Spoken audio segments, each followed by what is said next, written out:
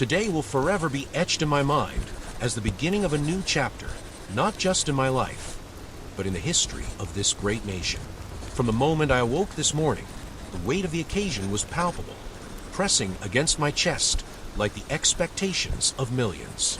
Washington, D.C. was cold, yet the air was alive with anticipation, the streets lined with people from all corners of the country, and the promise of a fresh start was tangible.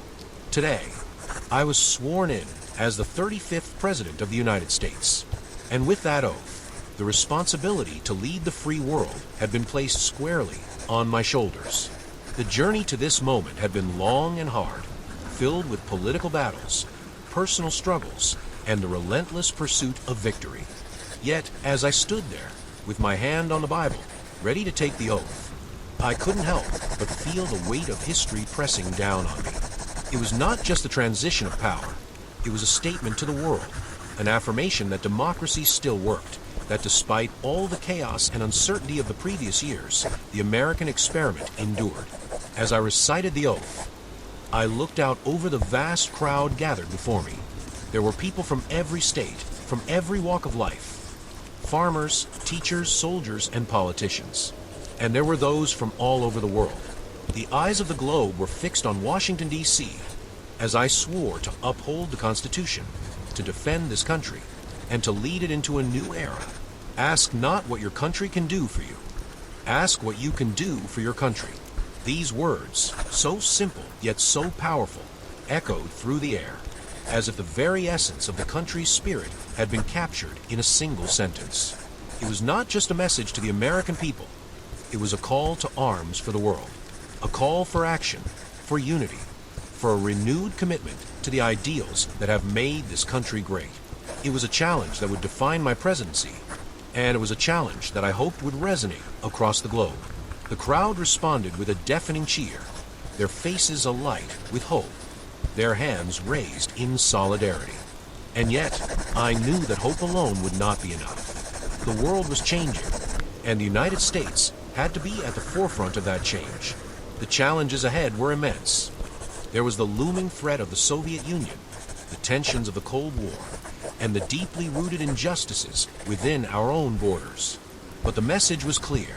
We would face these challenges with strength and with courage, and we would do so together. As I stepped down from the inaugural platform, I was greeted by the familiar faces of those who had supported me through the campaign, those who had helped me reach this pivotal moment. Lyndon B. Johnson, my vice president, stood by my side, offering a firm handshake and a smile that was both reassuring and full of unspoken understanding. Johnson had been with me from the beginning, a trusted ally who had fought for me in the Senate and helped carry my message to the people. Today, he would be my partner in leading the country, and I knew that together we could confront whatever lay ahead. Robert F. Kennedy, my younger brother and one of my most trusted advisors, stood close by. His sharp mind and unyielding sense of justice were qualities that would serve us well in the years to come. As I exchanged a few words with him, I couldn't help but feel a sense of pride in his loyalty and conviction. He had been a constant source of support, and I knew he would continue to be my right hand in the days ahead. Our conversation was brief, but meaningful. We've got a lot of work ahead of us, I told him, my voice low as I watched the crowds move about. But if anyone can do it, it's us. I believe in you, Jack, Bobby replied, his voice filled with determination. From there, I moved quickly to the White House for the traditional inaugural luncheon, where members of Congress, foreign dignitaries, and prominent figures in American politics had gathered. It was a moment to celebrate, but it was also a moment for strategic conversations. Over the meal, I found myself discussing the challenges of the coming years with key allies. There was Senate Majority Leader Mike Mansfield, who offered his unwavering support, and House Speaker Sam Rayburn, whose quiet wisdom had always been a guiding force in Washington. Later, in private conversations with my closest advisors, including Dean Rusk and Robert McNamara, we began laying the groundwork for the critical decisions that awaited us. The threat of communism, the unraveling of civil rights across the country, and the growing unrest in Vietnam were just a few of the issues we would face in the days to come.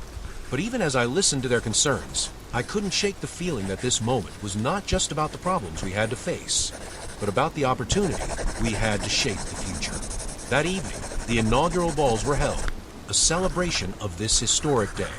Jacqueline, my beautiful and ever gracious wife, stood by me, her presence a reminder of the sacrifices we had made, not just as a couple, but as a family. She had been with me every step of the way, offering support, strength, and wisdom in the face of the demands of public life. We shared a quiet moment, just the two of us, away from the grandeur and the flashing lights of the cameras. "We've made it," she whispered, her eyes filled with both pride and quiet anticipation for the challenges to come. We knew that this presidency would not be easy. The expectations were high, and the stakes were even higher. But in that moment, I felt a deep sense of gratitude for the people who had placed their trust in me, for the family that had stood by me, and for the opportunity to lead at such a pivotal moment in history. As the night wore on and the festivities continued, I stepped away for a few moments of solitude, looking out over the vast expanse of the National Mall. The bright lights of the city reflected in the windows of the White House, and I couldn't help but think about the journey that had led me to this place. The road had been long and filled with challenges, but today I had sworn an oath to uphold the values that had made this country great. And that was a responsibility I would not take lightly. In the quiet of the night, as I prepared for the days ahead, I couldn't help but feel a sense of awe at the power of this moment. The road to greatness is never easy, and the future is never certain. But today, as I stood before the world, I knew that I had the support of the American people, and with that support, we would face the future together with courage and with conviction. And so, as I reflect on this day, I leave you with this thought. The path to greatness is not paved with ease, but with challenges that shape us, strengthen us, and ultimately define us. Today marked the beginning of a new era, not just for me, but for all of us. Let us rise to meet it, with hope, with resolve, and with the unshakable belief that together we can build a future that reflects the very best of who we are. John F. Kennedy.